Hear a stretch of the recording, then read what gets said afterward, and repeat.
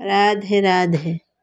YouTube চ্যানেলে সকল বন্ধুদের জানাই স্বাগতম। ওং নমঃ ভগবতে বাসুদেবায়। শ্রীমদ্ ভগবদ গীতার 2য় অধ্যায়ে সাংখ্যযোগ, শ্লোক নম্বর 11। শ্রী ভগবান উবাচ অসচ্ছন্ন সচতম প্রজ্ঞাবাদাঞ্চ ভাষসে গতাশুনোচ ন অনুশোচন্তে পণ্ডিতাঃ। অনুবাদ: পরমেশ্বর ভগবান বললেন, তুমি প্রজ্ঞের মতো কথা বলছ, অথচ যে বিষয়ে শোক করা উচিত নয় সেই বিষয়ে শোক করছ।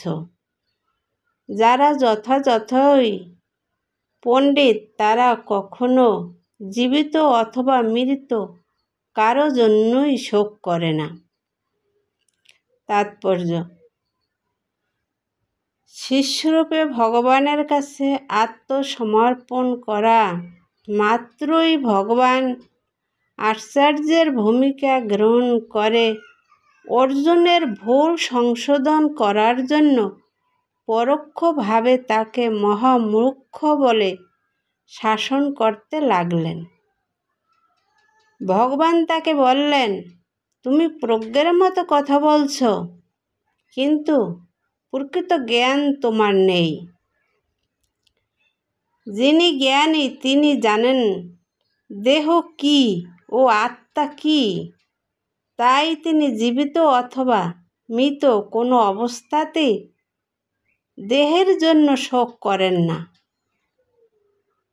পরবর্তী অধ্যায়ে ব্যাখ্যা করা হয়েছে, প্রকৃত জ্ঞান হচ্ছে সেই জ্ঞান যা জড় দেহ ও চেতন আত্মার মধ্যে পার্থক্য নিরূপণ করে এবং পরম নিয়ন্তা ভগবানের সঙ্গে আমাদের নিত্য সম্পর্কের কথা মনে করিয়ে দেয়।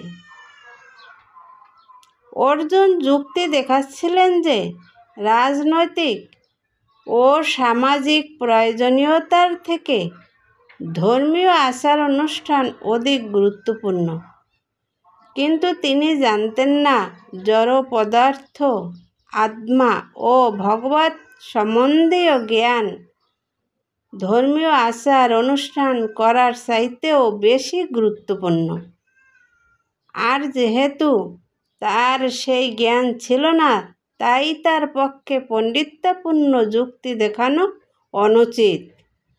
যেহেতু তিনি পরম জ্ঞানের অধিকারী ছিলেন না, তাই তিনি অনর্থক শোক করছিলেন। জড় দেহের জন্ম হয় এবং এক সময় না এক সময় তার বিনাশ হবেই, কিন্তু আত্মা অবিনশ্বর, তার কখনোই বিনাশ হয় না। তাই জড় দেহটি আত্মার মতো গুরুত্বপূর্ণ নয়। এই আত্মাই হচ্ছে জীবের প্রকৃত সত্তা। তাই দেহের বিনাশ হবার ভয়ে শোক করা নিতান্তই মূর্খতা। এই সত্য সম্বন্ধে যিনি অবগত তিনি হচ্ছেন প্রকৃত জ্ঞানী, এবং যিনি কোনো অবস্থাতেই জড়দেহের জন্য শোক করেন না। জয় গীতা। হরে কৃষ্ণ।